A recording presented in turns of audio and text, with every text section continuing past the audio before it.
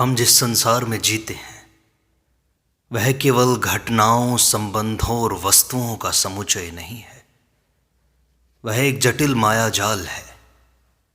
यह माया हमारी चेतना को बाहरी जगत में उलझाए रखती है, जिससे आत्मा की वास्तविक पहचान खो जाती है। हम रोते हैं, हंसते हैं, काम करते हैं, प्रेम करते हैं, लेकिन इन सबके पीछे एक गहरी भ्रम की दीवार खड़ी रहती है। यह मेरा है, यह मैं हूं, यह मुझे चाहिए।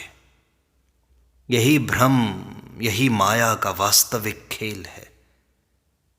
श्री राम कृष्ण परमहंस इस भ्रम के पार देखने वाले दिव्य दृष्टा थे। वे बार बार कहते हैं कि माया कोई बाहरी शक्ति नहीं, यह तो मन की विकृत धाराएं हैं जो आत्मा से तुम्हें हटा देती हैं। वे माया से डरने की नहीं, बल्कि उसे पहचान कर पार करने की बात करते हैं। उनका जीवन इस बात का साक्ष्य है कि माया के बीच रहते हुए भी कैसे आत्मा के आनंद में स्थित हुआ जा सकता है। वे कहते हैं संसार एक रंगमंच है जहां आत्मा दर्शक है और माया है पर्दा। जब तक आत्मा माया के पर्दे में रंगों और रूपों में मोहित रहती है, वह अपने वास्तविक स्वरूप को भूल जाती है।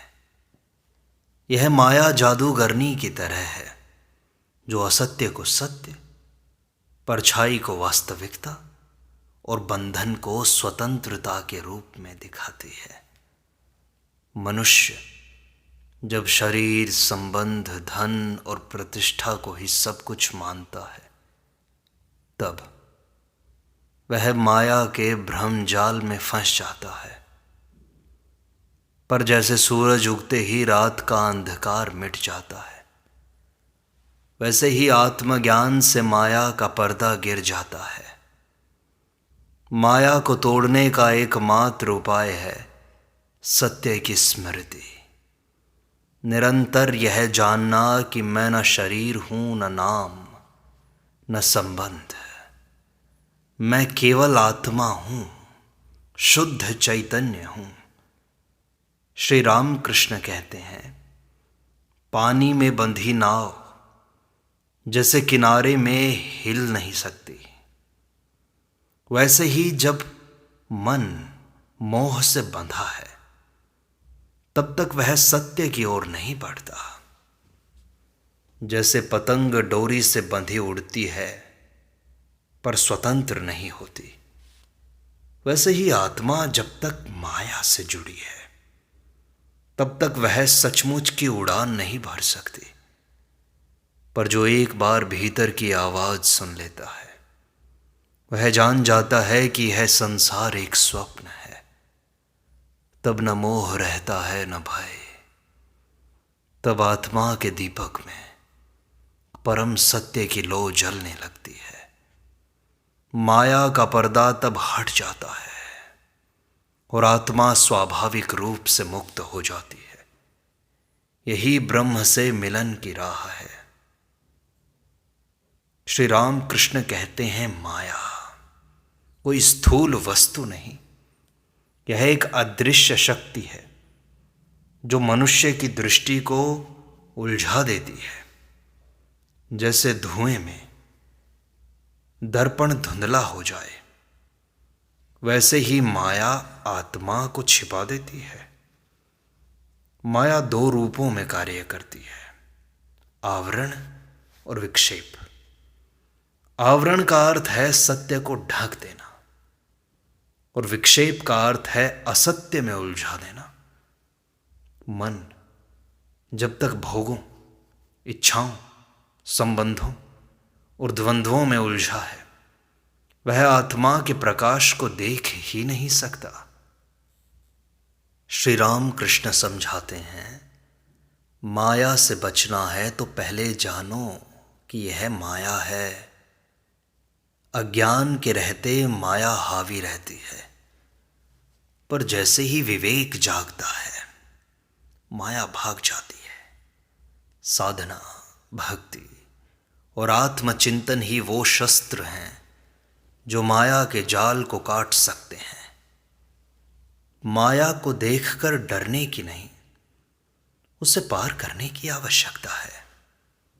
माया तुम्हें जकड़े उससे पहले तुम सत्य को थाम लो, क्योंकि माया केवल उसी पर हावी होती है जो अपने स्वरूप को भूल चुका है। जैसे शेर के पास पहुंचते ही नकली शेर भागता है, वैसे ही माया भी भागती है जब आत्मा जाग जाती है। श्री राम कृष्ण कहते हैं, आत्मा तो सदा मुक्त है, पर उस पर माया की केंचुल चढ़ गई है। जैसे सांप के शरीर में केंचुल अलग हो जाती है, वैसे ही माया का आवरण आत्मज्ञान से उतर जाता है। लोग सोचते हैं कि माया बहुत बलवान है, पर माया का बल केवल उतना ही है जितना हम उसे मानते हैं।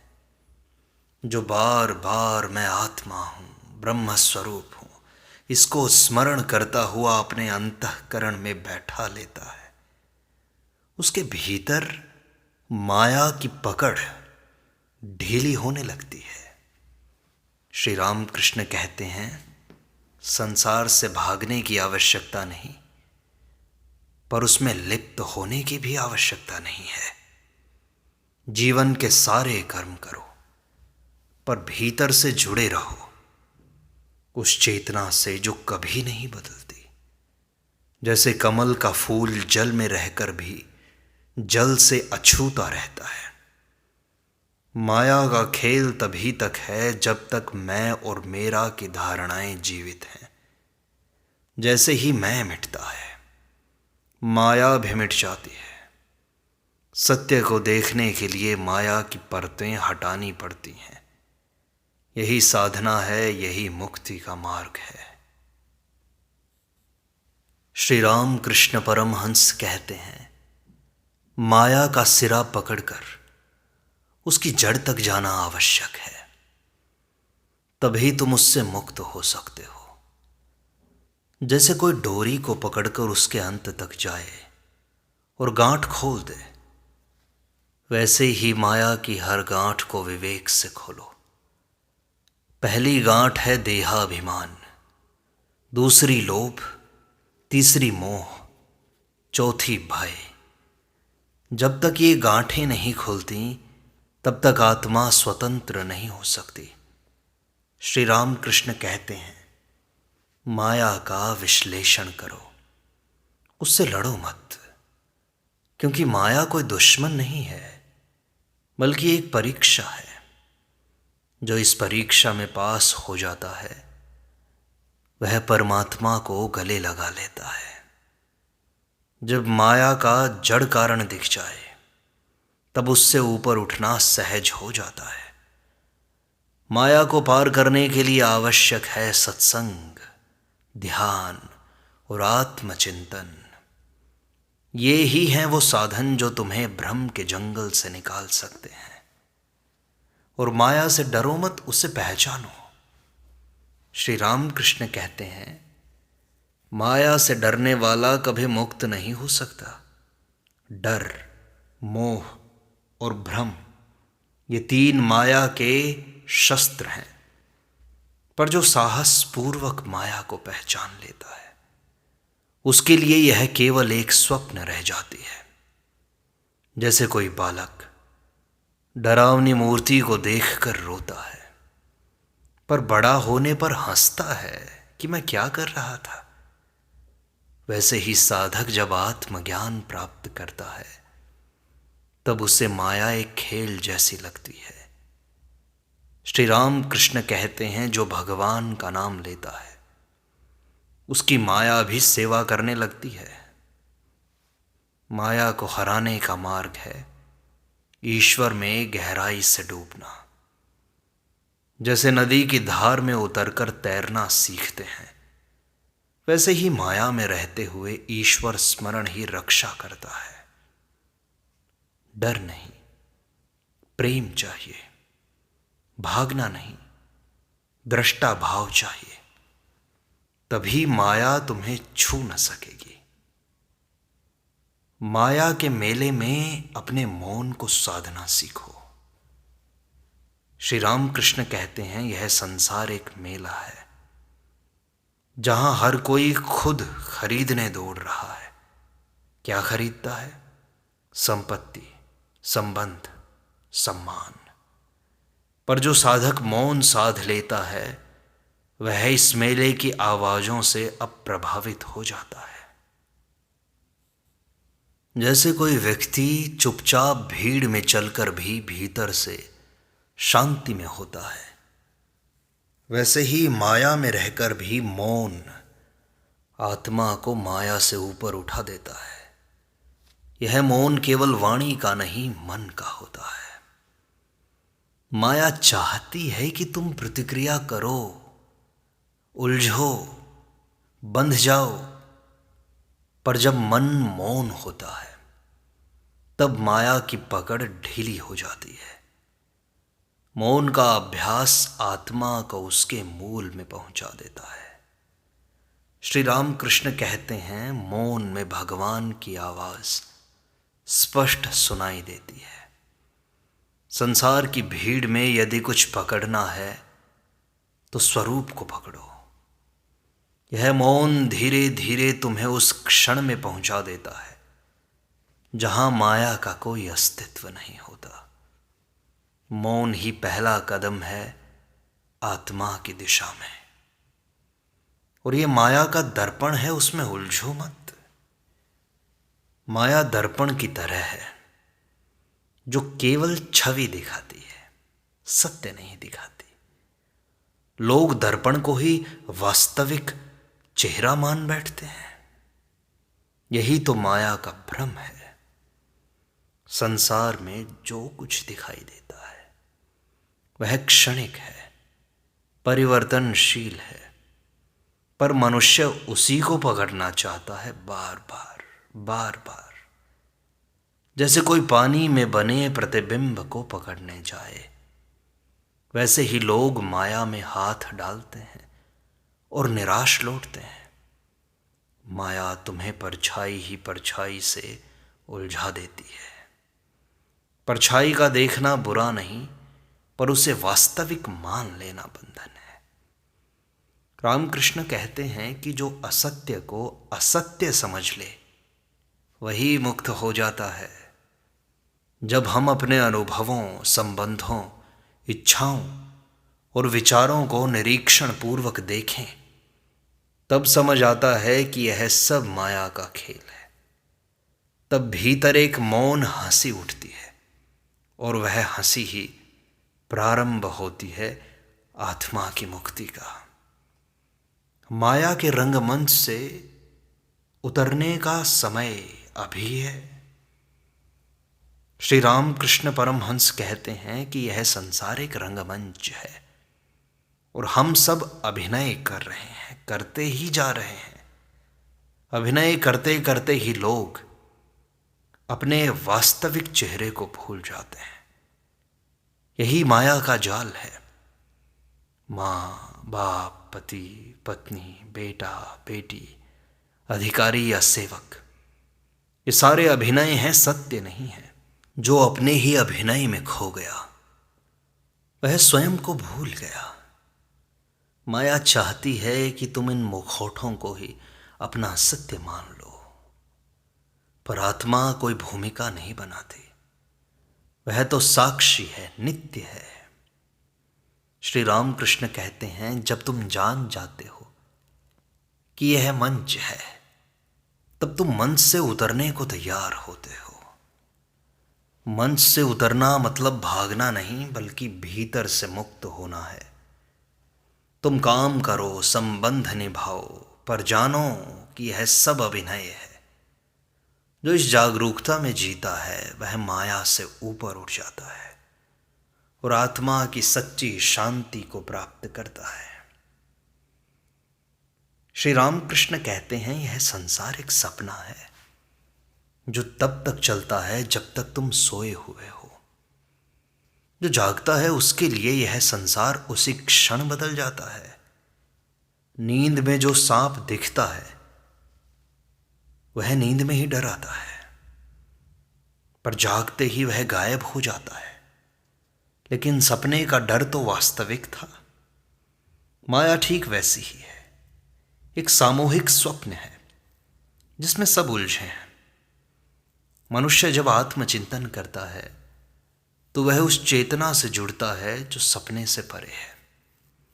श्री रामकृष्ण कहते हैं, जागने के लिए आवश्यक है सच्चे विवेक की तलवार, साधना।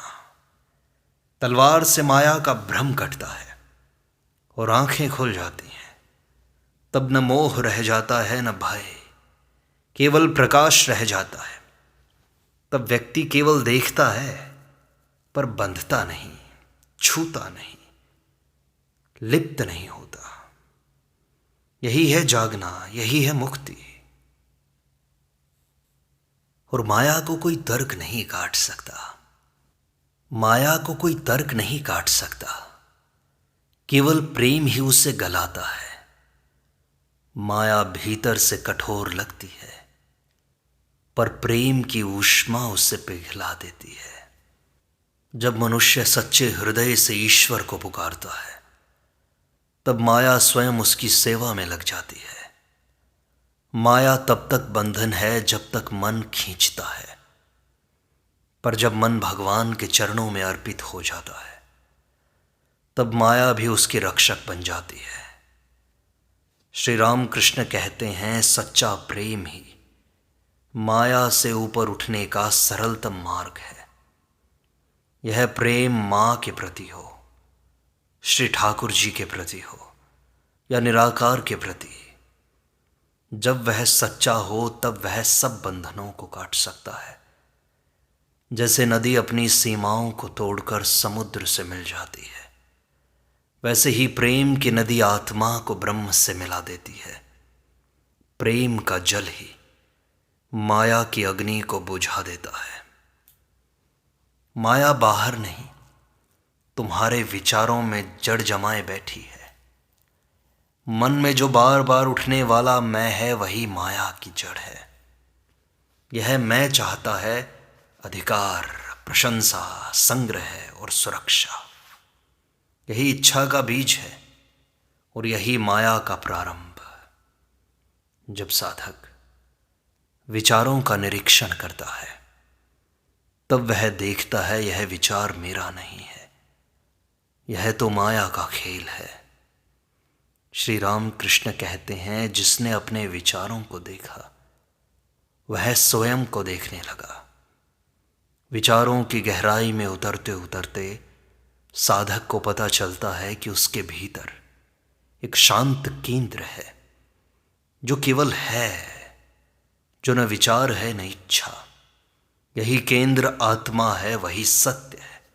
जब तुम उस केंद्र में स्थित होते हो तब माया का बीज सूखने लगता है और एक दिन वह बीज विचारहीनता की रोशनी में जल जाता है। श्री रामकृष्ण कहते हैं, सच्चा विवेक माया को ध्वस्त कर देता है। माया वहीं राज करती है जहां बुद्धि सोई रहती है और मन दौड़ता रहता है। पर जैसे ही विवेक जागता है, साधक पूछता है, क्या यह स्थायी है? क्या यह सत्य है? क्या यह मुझे बांध रहा है? इन प्रश्नों से माया की चमक फीकी पड़ने लगती है। श्री रामकृष्ण बार बार कहते हैं, विवेक और वैराग्य ये दो तलवारें माया के किले को गिरा देती हैं।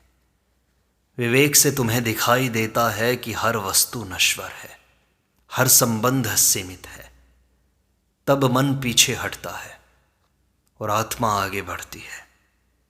जैसे सूरज उगते ही अंधकार मिट जाता है, वैसे ही विवेक की किरणें माया के अंधकार को समाप्त कर देती हैं।